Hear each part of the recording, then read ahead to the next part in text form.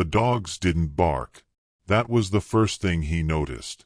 Boaz Cully stepped out with a lantern in one hand and a rifle in the other, the chill biting harder than usual through the folds of his old wool coat. Snow hadn't yet fallen, but the ground felt hollowed out beneath his boots, like something waiting to break. The barn stood still in the dark, only the faint creak of the gate swinging on its own in the wind. He didn't hear footsteps. He heard breathing. 3 shapes stood near the fence, barefoot, still, moonlit. Children. At first glance, he thought them ghosts, the kind that whispered through his sleep and followed him down from the canyon every winter. But then the smallest one moved. "Sir," she said, barely louder than the wind. "May we have your leftovers?" He said nothing. His grip tightened on the rifle. They didn't flinch. The tallest boy, maybe 11, stared at Boaz with eyes too old for his body. His shirt hung in rags. His hands clasped behind the backs of the 2 girls beside him as if he was holding them upright with sheer will. The middle child, maybe 8, rocked gently from heel to toe, singing under her breath. No tune Boaz knew, just vowels and echoes. And the smallest, 7 perhaps, had a cut on her lip that hadn't healed clean. She was the one who'd spoken. Boaz turned without a word.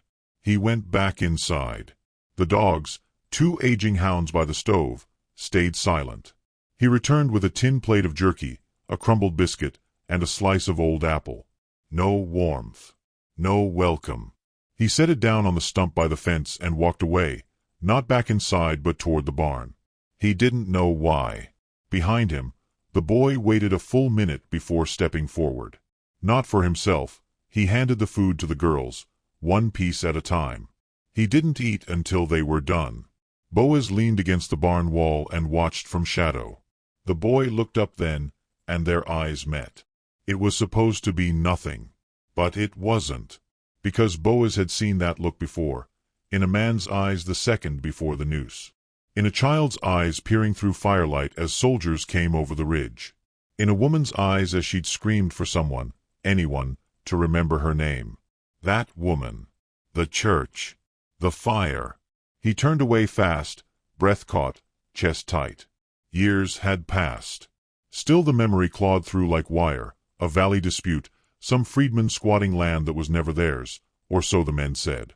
A preacher offered $10 a head. Boaz hadn't pulled the trigger. But he hadn't stopped the others either. And when it was over, he'd ridden off with blood on his saddlebag and a burn mark along his throat he never let anyone see. He'd buried that name. Now a boy was looking at him like he already knew it. He made no offer to bring them in. Just left the barn door open as he went back toward the house. Let them decide. The wind had picked up, and the night was cold enough to strip bark. When he lit the lamp on the table, he found himself staring at the plates again. He set 3 on the hearthstone. No reason. Just hands working without thought. A habit from the days when he hadn't eaten alone. The girl's voice came again. Not outside. Closer. Mama said to ask nice, she whispered. He looked up. She was in the doorway. No shoes. No coat. Her toes raw with cold and mud. The other 2 stood behind her in silence, unsure. The fire flickered across their faces. Boaz didn't speak. The boy did. She said the man with the mark on his neck would help us. The fire popped. One of the hounds lifted its head. Boaz stood slowly, eyes on the boy, then reached up and tugged the collar of his coat aside. A pale, roped scar crossed his neck, shiny as melted wax. The boy nodded. That's it. Boaz's hand dropped. He didn't ask what else the mother said. He didn't want to know if she was alive. Instead, he turned back toward the hearth and dropped 3 blankets on the floor beside it. Gestured once. Then he stepped outside and sat on the porch. He smoked a single roll of tobacco, listened to the faint clink of the iron kettle, the soft breathing behind the door. The old hymn hummed again in that strange, wandering tune. And he listened to his own heart trying not to remember. The wind picked up. Boaz stared out into the dark, not seeing prairie but the old church burning again. And a woman screaming a name that didn't belong to him, but somehow had come back. He didn't sleep. And just before dawn, as frost gathered on the fence rails, the boy stepped onto the porch beside him, silent. Sat down cross-legged. Said nothing. Boaz didn't look at him. But he asked quietly, "What's your mother's name?" The boy didn't answer. Instead, he reached into his pocket and pulled out a scrap of linen. Charred at the edges. Faded red embroidery stitched across it. Part of a name. Just the letters. B.O. Boaz stared at the cloth until the lantern inside flickered low. When he looked up again, the boy was already gone. Back inside. But the scrap of cloth remained on the porch, like a piece of judgment laid at his feet. Boaz didn't speak when morning came. He poured coffee into a tin cup and handed it to the boy without meeting his eyes. The boy took it with both hands, careful, like it was something holy. The girls were still asleep by the hearth, their limbs tangled in wool and each other, the smaller one murmuring in her sleep. The barn creaked. The wind outside blew dust off the hills and whistled between broken fence posts, the sound like something caught between laughter and warning. Boaz set to chopping wood in the yard, his shoulder flaring with old ache. The boy followed, watched, didn't ask to help, just stood with that same heavy gaze, like he was weighing Boaz in his chest. "What's your name?" Boaz asked finally, without turning. The boy didn't answer. "You know mine," Boaz muttered. "Reckon it's only fair." A pause. Then softly, "Micah." Boaz split a log clean in two. "You the oldest?" "Yes, sir." "You protect your sisters?" Micah didn't flinch. "Ain't nobody else." That was answer enough. Later, Boaz brought them to the barn.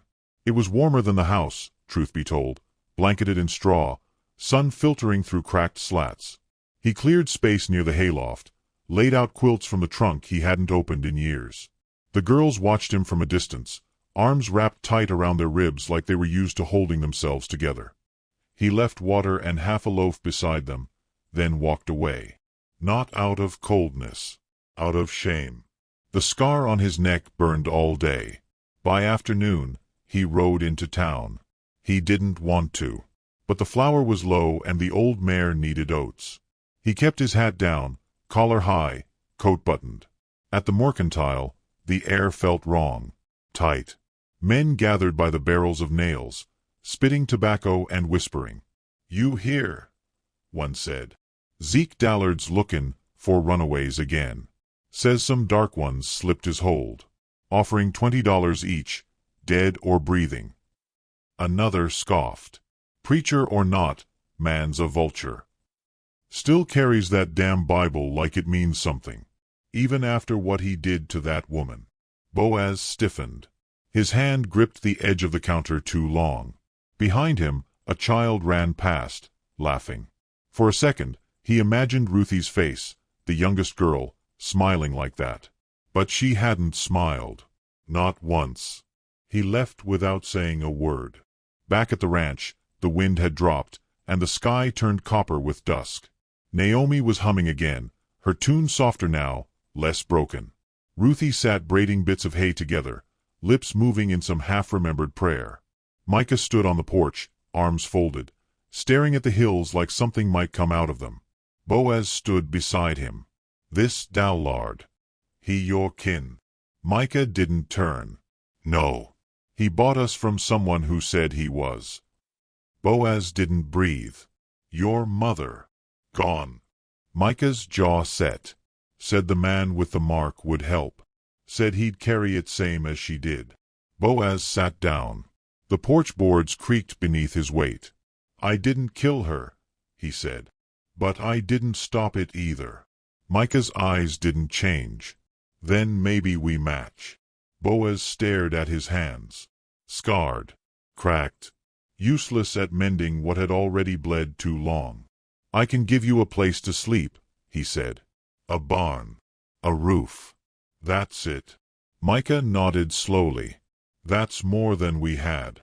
That night, Boaz watched the fire too long. He didn't drink. He didn't smoke. He sat still, eyes on the quilt the girls slept beneath, one his wife had sewn during the quiet years, before the war, before the land turned hungry. He remembered the church fire. How the woman had sung even while flames climbed the rafters. Boaz had carried her out. She died anyway. But in her final breath, she whispered a name. Bo. He hadn't answered. Now, 2 girls lay sleeping under his roof, and a boy who didn't trust him stood watch like a soldier guarding the last candle in the world. At midnight, the dogs barked. Boaz was out of bed in one motion, rifle in hand. He stepped onto the porch and saw nothing, just wind, dust, and dark. But in the distance, 3 riders paused at the edge of the ridge, black silhouettes against a sliver of moon. One lifted a lantern, swung it once. They didn't approach, just watched, then turned and rode back toward town. Boaz stared after them long after they were gone, then looked down. Another scrap of linen had been left on the steps, fresh. This one burned along the edge. A piece of scripture sewn in red. Not yours, not ours. God's to command. He turned the cloth over. The back was marked with a seal he hadn't seen in 2 decades. Reverend Zeke Dallard's wax stamp. The wind picked up again, and this time it howled. The next morning, frost hung thick on the fence rails, and a hawk circled low, slow, as if warning something beneath. Boaz packed oats into the old mare's feed bucket with tight hands. His eyes kept lifting toward the ridge, toward the place where those riders had stood like specters the night before. Micah stood in the doorway of the barn, holding a shovel. Not speaking, just waiting. He'd started rising before dawn, mimicking Boaz without being asked. The boy moved with the silence of someone who'd long since learned sound could cost you everything. You ever fire a rifle? Boaz asked, not turning. Micah didn't answer right away. Then, no. But I seen it done. Boaz nodded once, slowly. That's enough for now. Behind them, the girls stirred awake. Naomi was singing again, faint, off-key, and beautiful in a way that tore the ribs from inside. Ruthie lay quiet, one hand curled into her braid, the other clinging to a broken wooden spoon like it was her mother's hand. By noon, the sky had thickened with gray. No snow yet, but the smell of it pressed in through every crack. Boaz patched the door hinges and refilled the water barrels. He moved like a man fixing his own coffin, measured, calm, certain. Then hoofbeats. Close this time. He didn't run. He stepped onto the porch with his rifle cradled and heart hammering like a judge's gavel. The dogs growled but didn't charge. 3 men rode into view, 1 old, 2 younger. All armed. At the center sat Reverend Zeke Dallard, white gloves tight on the reins like he thought he could throttle the land into obedience. Boaz didn't lower his weapon. You're trespassing. Dallard smiled thin. God's law rides farther than fences. Not on this dirt. The Reverend dismounted slowly, boots crunching frost. He didn't come close. Just stood behind the rail. You got something that don't belong to you. Boaz's jaw tensed. Say it plain. The children. They're runaways. I got witness, I got writ, and I got price paid. He opened a pouch and tossed something. Papers, curled and stained. You're harboring stolen property. Boaz didn't look at the writ. They ain't property, he said. They're people. Dallard's smile soured. They're mine by contract. Micah stepped out onto the porch then, not with a weapon, but with his spine straight and hands balled at his sides. Naomi peered from the barn's shadow. Ruthie clung to the post, her eyes locked on the man who'd branded her life. Dallard noticed. Boy, he said, come here. I won't whip you if you come quiet. Micah didn't move. Boaz lifted the rifle, slow and sure. He's not going anywhere. The Reverend's men shifted in their saddles. You got 1 minute to walk off this land, Boaz said. Or we stop talking. Dallard looked him over like a butcher measuring meat. You'd kill for them? Boaz didn't blink. No. I'd kill you for trying to take them.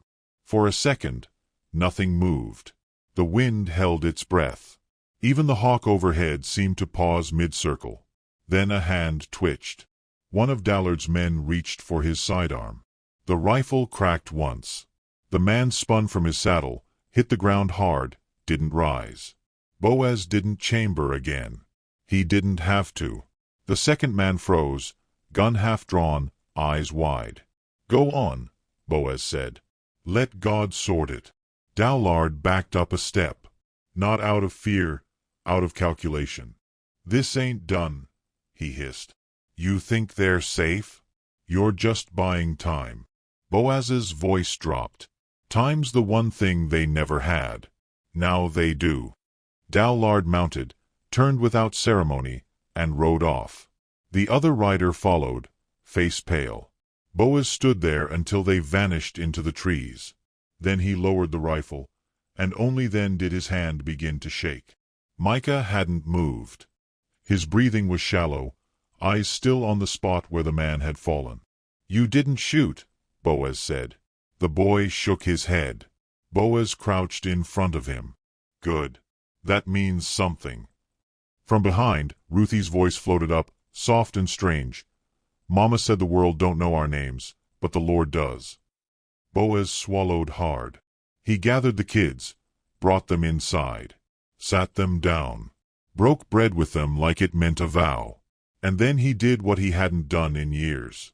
He took out his deed, folded it once, signed it over with 4 names. His and theirs. He set it in a lockbox and handed it to Micah. "Don't let anyone take this," he said. "Not even me." The boy didn't nod, just held it tight. Outside, the snow began to fall, soft at first, like ashes scattered from old fire. And on the porch, beside the ragged scrap of linen that still bore Boaz's name, Naomi placed a single braided string of hay. A child's offering. A marker. Something to say, "We were here." And for the first time since the fire all those years ago, Boaz believed it. Which city are you watching our video from? Please leave a comment. Please subscribe to the channel as well. Thank you.